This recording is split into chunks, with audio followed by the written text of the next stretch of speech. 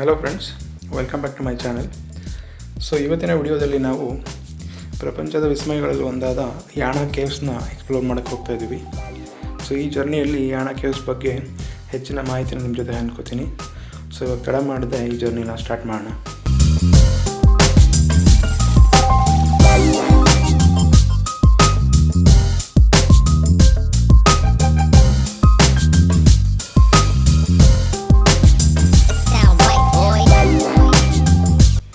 ನಮ್ಮ ಜರ್ನಿ ಶುರುವಾಗಿದ್ದು ಮುರುಡೇಶ್ವರದಿಂದ.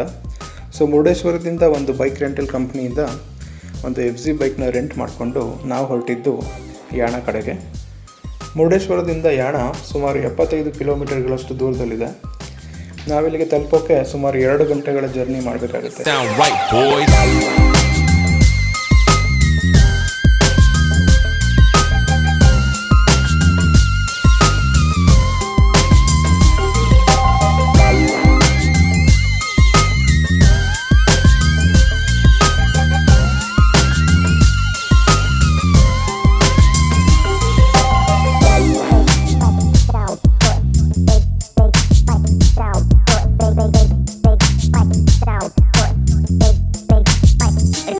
ಯಾಣ ಲೊಕೇಟ್ ಆಗಿರೋದು ನಮ್ಮ ಕರ್ನಾಟಕದ ಉತ್ತರ ಕನ್ನಡ ಜಿಲ್ಲೆಯಲ್ಲಿ.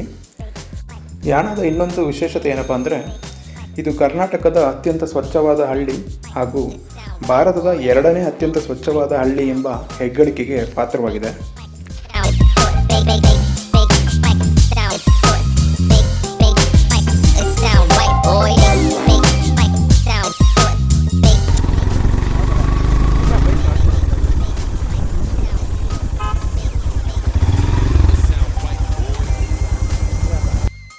ಈಗ ನಾವು ಯಾಣ ಎಂಟ್ರಿ ಪಾಯಿಂಟಿಂದ ಯಾಣ ಕಡೆಗೆ ಟ್ರೆಕ್ಕಿಂಗ್ ಶುರು ಮಾಡಿದ್ವಿ. ಸೊ ಯಾಣ ಎಂಟ್ರಿ ಪಾಯಿಂಟಿಂದ ಯಾಣಗೆ ತಲುಪಲು ನಾವು ಸುಮಾರು 1.5ರಿಂದ 2 ಕಿಲೋಮೀಟರ್ಗಳಷ್ಟು ದೂರ ನಡ್ಕೊಂಡು, ಅಂದರೆ ಟ್ರೆಕ್ಕಿಂಗಲ್ಲೇ ಹೋಗಬೇಕಾಗುತ್ತೆ. ಸೊ ಈ ಜರ್ನಿಯಲ್ಲಿ ನಮಗೆ ದಟ್ಟವಾದ ಅರಣ್ಯ, ಸುತ್ತಮುತ್ತಲಿನ ಪರಿಸರ ಹಾಗೂ ತಂಪಾದ ವಾತಾವರಣ ಮನಸ್ಸಿಗೆ ಮುದ ನೀಡುತ್ತೆ.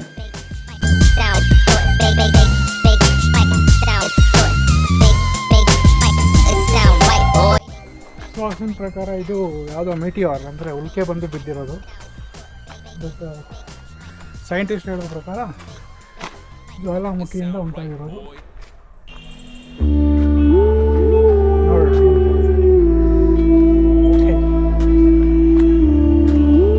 ನೋಡಿ ಯಾಕೆ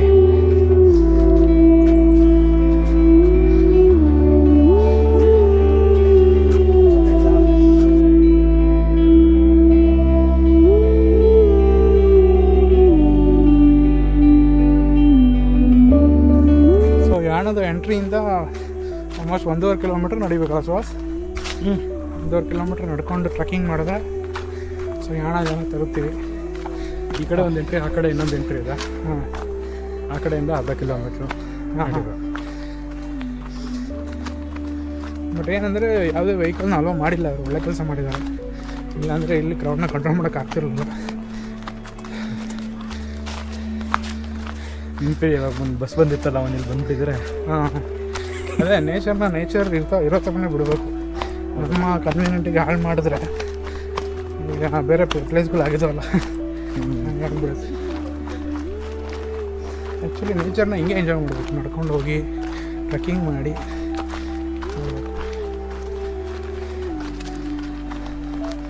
ಆ್ಯಕ್ಚುಲಿ ಟೈಮ್ ಇವಾಗ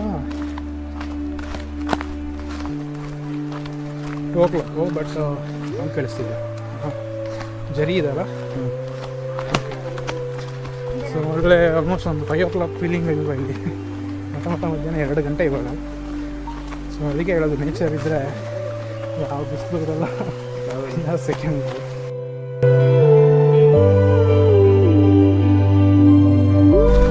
ಅಲ್ಲಿ ಕೆಳಗಡೆ ಕಾಲು ತೊಳೋದ್ವಲ್ಲ, ಇದನ್ನು ಕನೆಕ್ಟ್ ಮಾಡಿರೋದು. ಓಕೆ, ಫಾಲ್ಸ್ ಇದು.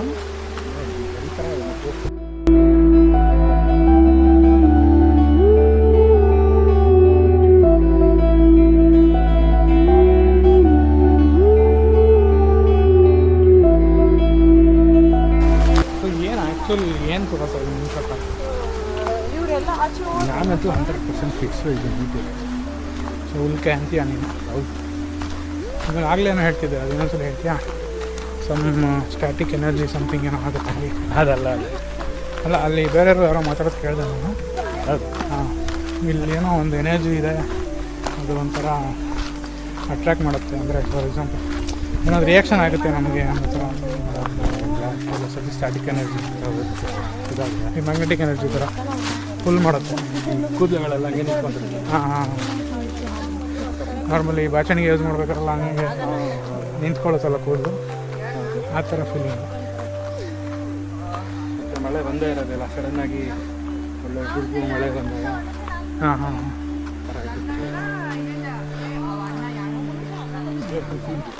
ಗೂಸ್ ಬಂಪ್ ಬಂದಾಗುತ್ತೆ. ಹಾಂ ಕರೆಕ್ಟ್. ಕನ್ನಡದಲ್ಲಿ ಏನಂತಾರೆ ಗೂಸ್ ಬಂಪ್ಸ್ಗೆ? ರೋಮಾಂಚನ. ರೋಮಾಂಚನ ಆಗುತ್ತೆ. ದಿಗ್ಭ್ರಾಂತ ಅದು ಬೇರೆ. ಅದು ದಿಗ್ಭ್ರಾಂತಿ ಈಸ್ ನಿಯರ್ ಟು ಗಾಬರಿ. ರೋಮಾಂಚನ ಈಸ್ ಲೈಕ್ ಸರ್ಪ್ರೈಸಿಂಗ್. ಅದನ್ನು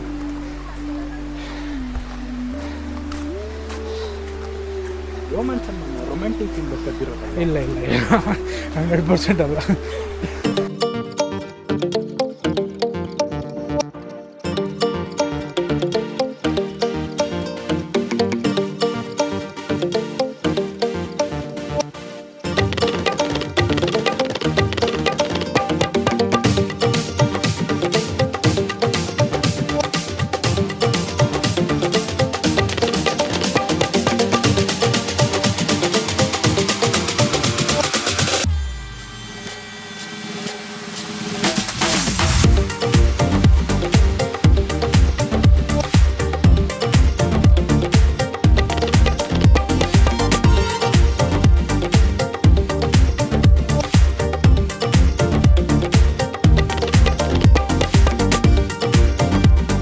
ಅರ್ಧ ದಾರಿ ಬಂದಿದ್ದೀವಿ,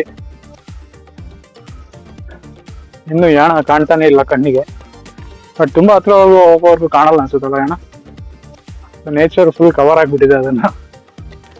ನನಗೆ ಒಳ್ಳೆ ಯಾವುದೋ ಇಂಗ್ಲಿಷ್ ಮೂವಿನಲ್ಲಿ ಇದು ಹೋಗ್ತಾರಲ್ಲ ಕಮಾಂಡೋಗಳು, ಯಾವ್ದಾದ್ರು ಗಿಲಿಯನ್ನು ಅಥವಾ ಯಾವ್ದಾದ್ರು ಮಷನ್ಸ್ ಇದ್ರ ಮೇಲೆ, ಆ ಫೀಲಿಂಗ್ ಬರ್ತದೆ. ಯಾಕಂದ್ರೆ ಇಷ್ಟು ದೊಡ್ಡ ಮರಗಳು ರೀಸೆಂಟ್ ಆಗಂತೂ ನಾನು ನೋಡಿಲ್ಲ ಎಲ್ಲೂ.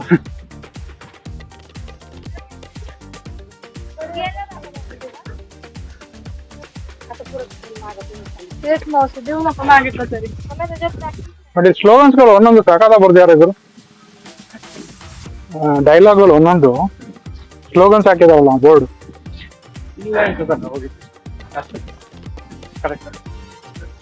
ಸತ್ತವರ ಮೇಲೊಂದು ಗಿಡವ ನೆಡಿ, ಸತ್ತವರು ಮತ್ತೆ ಹುಟ್ಟುತ್ತಾರೆ ಅಂತ.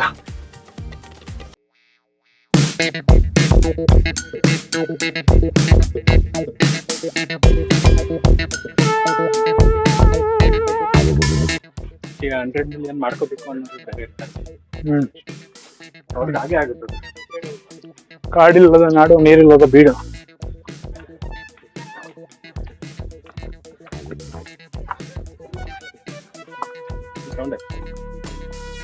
ಹೋಗಿರೋದು ನೋಡಿಯಪ್ಪ.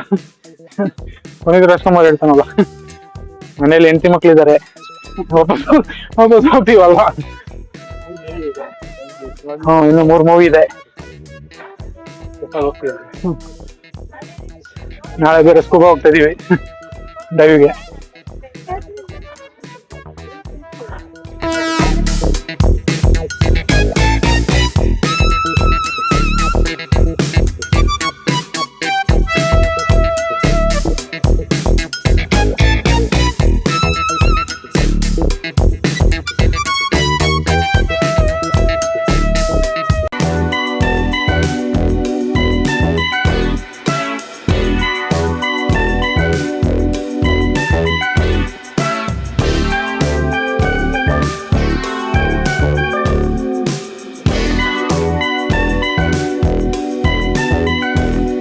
ಇದರಲ್ಲ 17 ಫೆಬ್ರವರಿ 1996 ಏನಕ್ಕಿರ್ಬೋದು? ಹೌದು,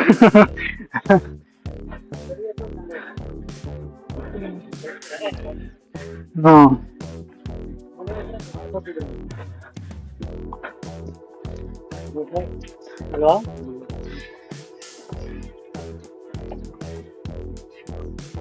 ಇದೆಯಲ್ಲ ಜಾಗ.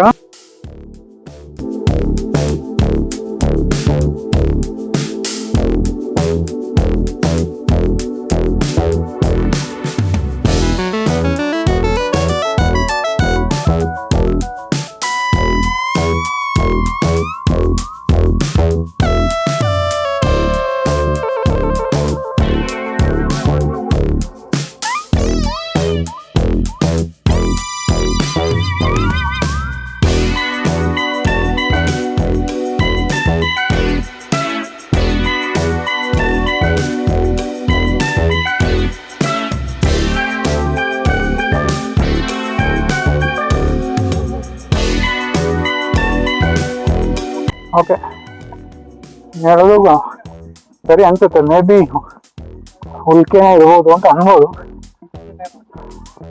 ಬಟ್ ಬೆಟ್ಟಗಳು ಫಾರ್ಮ್ ಆಗೋದು ಜ್ವಾಲಾಮುಖಿನೇ ತಾನೆ ನಾರ್ಮಲಿ ಥಿಯರಿ.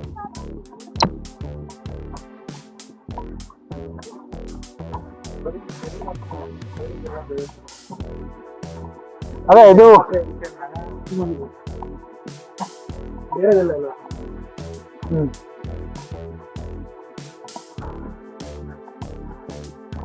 ಓ ಕೇಡಿನ ಮನುಷ್ಯ ನೋಡು, ನನ್ನಿಂದ ಬೇಸಿಗೆ ಮಳೆ ಚಳಿಗಾಲ ಬದಲಾಗುವುದು.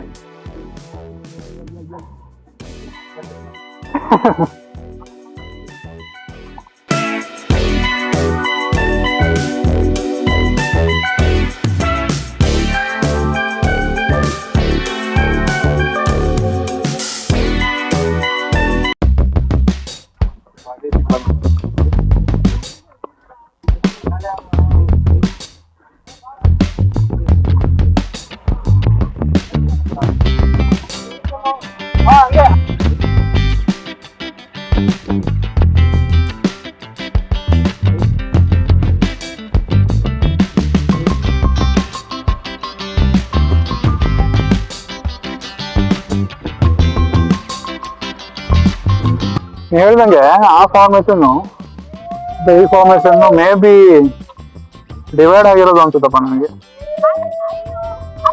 ಒಂದೇ ಇದು ಫಾರ್ ಎಕ್ಸಾಂಪಲ್ ಈಗ ಕಲ್ಲು ಚೂರಾದ್ರೆ ಬೀಳ್ತಾರ ಆ ಕಡೆ ಈ ಕಡೆ, ಅದೇ ತರ ಒಂದೇ ಕಲ್ಲು ಡಿವೈಡ್ ಆಗಿರೋ ತರ ಅನ್ಸದಲ್ಲ.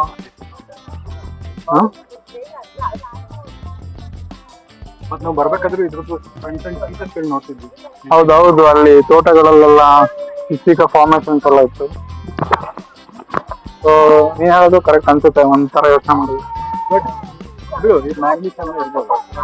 ಊಹೆ ಮಾಡ್ಕೊಂಡ್ರೆ ಈ ಕಲ್ಲು ಔಟರ್ ಸ್ಪೇಸ್ ಇಂದ ಬಂದಿದೆ ಅನ್ಕೊಂಡ್ರೆ ಏನೇನು ನೋಡಿರ್ಬೇಡ.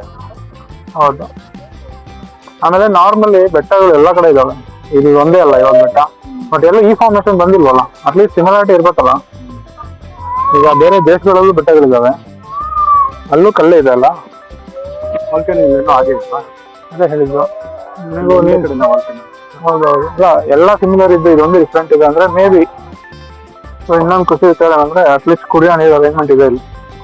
ಅಷ್ಟೊಂದು ಹತ್ಕೊಂಬಂದ್ರು ಹೀಗಿದೆ. ಬಟ್ ಇಲ್ಲಿ ಇದನ್ನ ಕೂಡ ಮೆನ್ಷನ್ ಮಾಡಿದ್ದಾರೆ, ಏನು ಉಚಿತ ತಂಪು ಪಾನೀಯ ಅಂತ. ಬಟ್ ಅದಕ್ಕೆ ಕ್ಲೋಸ್ ಆಗಿದೆ. ಬಟ್ ಒಳ್ಳೆ ಇನಿಷಿಯೇಟಿವ್.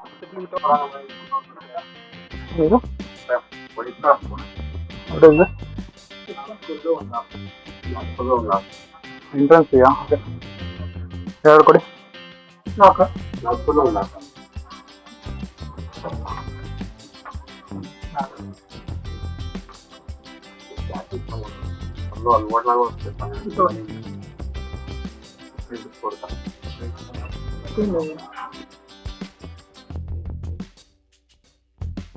ಬಟ್ ನಾನ್ ನೋಡಿರೋ ಟೂರಿಸ್ಟ್ ಪ್ಲೇಸ್ ಗಳಿಗೆ ಕಂಪೇರ್ ಮಾಡಿದ್ರೆ ದಿಸ್ ಇಸ್ ಬೆಟರ್ ಮೈಂಟೈನ್ ಅಂತ ಅನ್ಕೋತೀನಿ. ಎಲ್ಲ ಕಡೆ ಸ್ವಲ್ಪ ಗಲೀಜು ಅದ ಇರುತ್ತೆ, ಬಟ್ ಇಲ್ಲಿ ಮೇಲಿದ್ರು ವಾಟರ್ ಫೆಸಿಲಿಟಿ, ಕ್ಲೀನ್ಲಿನೆಸ್ ಎಲ್ಲ ಚೆನ್ನಾಗಿದೆ. ಪ್ಲಾಸ್ಟಿಕ್ ಐಟಮ್ಸ್ಗಳು ಯೂಸ್ ಮಾಡಿಲ್ಲ. ಇದು ಗೌರ್ಮೆಂಟ್ ಎಲ್ಲ ಮೇಂಟೈನ್ ಮಾಡ್ತಿರೋದು, ಪ್ರೈವೇಟ್ ಅವ್ರು ಏನಿಲ್ಲ ಅಲ್ಲ.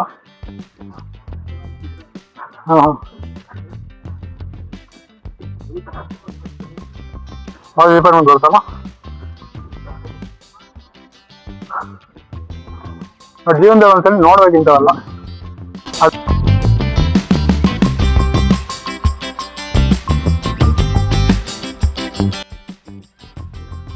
ವಾವ್,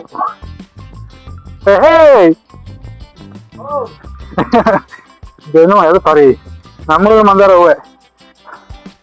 ಹೆಜ್ಜೆನುಗಳಿವೆ, ಗಲಾಟೆ ಮಾಡ್ಬೇಡಿ ಅಂತ ಅವ್ರೆ. ನಾನು ನೋಡ್ರಿ ಓ ಅಂತ ಹೆಜ್ಜೆ ಬಂದು ಹಾಕಂತವೆ. ವಾವ್.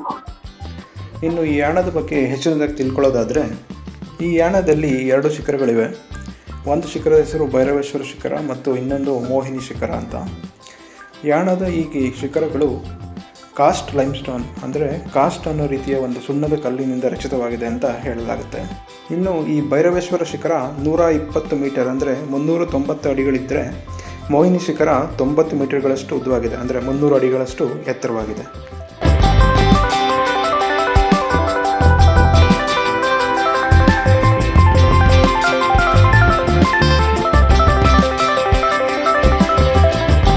ಹಿಂದೂ ಪುರಾಣಗಳ ಪ್ರಕಾರ ಈ ಜಾಗಕ್ಕೆ ವಿಶೇಷವಾದ ಇತಿಹಾಸ ಇದ್ದು, ಇಲ್ಲಿ ರಾಕ್ಷಸ ರಾಜನಾದ ಭಸ್ಮಾಸುರನು ಕಠಿಣ ತಪಸ್ಸಿನಿಂದ ಶಿವನಿಂದ ವರವನ್ನು ಪಡಿತಾನೆ. ಆ ವರ ಏನಾಗಿತ್ತಪ್ಪ ಅಂದರೆ, ಭಸ್ಮಾಸುರನು ಯಾರ ತಲೆ ಮೇಲೆ ಕೈ ಇಟ್ಟರೂ ಅವರು ಸುಟ್ಟು ಬೂದಿಯಾಗ್ತಾರೆ. ನಂತರ ಭಸ್ಮಾಸುರನಿಗೆ ಶಿವನ ತಲೆ ಮೇಲೆ ಕೈ ಇಡುವ ಒಂದು ಆಸೆ ಉಂಟಾಗುತ್ತೆ. ಇದರಿಂದ ಕೆರಳಿದ ಶಿವ ವಿಷ್ಣುವಿನ ಸಹಾಯವನ್ನು ಪಡಿತಾನೆ. ವಿಷ್ಣುವು ಮೋಹಿನಿಯ ರೂಪವನ್ನು ತಾಳಿ ತನ್ನ ಸೌಂದರ್ಯದಿಂದ ಭಸ್ಮಾಸುರನನ್ನು ಆಕರ್ಷಿಸ್ತಾಳೆ. ನಂತರ ಇಬ್ಬರ ನಡುವೆ ಒಂದು ನೃತ್ಯ ಸ್ಪರ್ಧೆ ಏರ್ಪಡುತ್ತೆ, ಅಂದರೆ ಡ್ಯಾನ್ಸ್ ಕಾಂಪಿಟೇಷನ್ ಏರ್ಪಡುತ್ತೆ. ಆ ಸಮಯದಲ್ಲಿ ಮೋಹಿನಿ ಡ್ಯಾನ್ಸ್ ಮಾಡ್ತಾ ಮಾಡ್ತಾ ಒಂದು ಭಂಗಿಯಲ್ಲಿ ತನ್ನ ತಲೆಯ ಮೇಲೆ ಕೈ ಇಡುವ ಭಂಗಿಯನ್ನು ಮಾಡ್ತಾಳೆ. ಆ ಸಮಯದಲ್ಲಿ ಭಸ್ಮಾಸುರನು ಅದನ್ನು ಮಾಡೋಕ್ಕೆ ಹೋಗಿ ಅವನೇ ಸುಟ್ಟು ಭಸ್ಮ ಆಗ್ತಾನೆ. ಈ ರೀತಿಯಾಗಿ ಭಸ್ಮ ಆದ ಭಸ್ಮಾಸುರನ ಆಕಾರವೇ ಈ ಬೆಟ್ಟಗಳು ಅಂತ ನಂಬಲಾಗಿದೆ. ಹಾಗೆ ಸುತ್ತಮುತ್ತಲಿನ ಮಣ್ಣು ಕೂಡ ಕಪ್ಪಾಗಿರೋದ್ರಿಂದ ಈ ಕತೆಗೆ ಇದೊಂಥರ ಅಪೂರ್ವಕವಾಗೇ ಇದೆ. ಬಟ್ ಬೇಸಿಗೆಲ್ಲ ಇಷ್ಟು ತಣ್ಣಗಿದೆ. ಇದೇನಾದರೂ ಮಳೆಗಾಲದಲ್ಲಿ ಬಂದ್ಬಿಟ್ರೆ